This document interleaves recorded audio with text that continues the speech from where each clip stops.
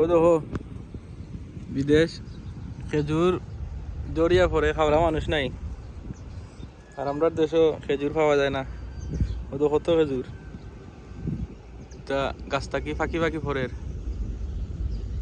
একবারে আতর খান্দাত। ও দেখো একবারে আতর খান্দাত খেজুর, খাওয়া নাই খাওয়া নাই। ও তো গাছও ফাঁকিয়া পড়ে নিচে, মানুষ নাই খাওয়া, আর আমরা টেকা দি পাই না খেজুর।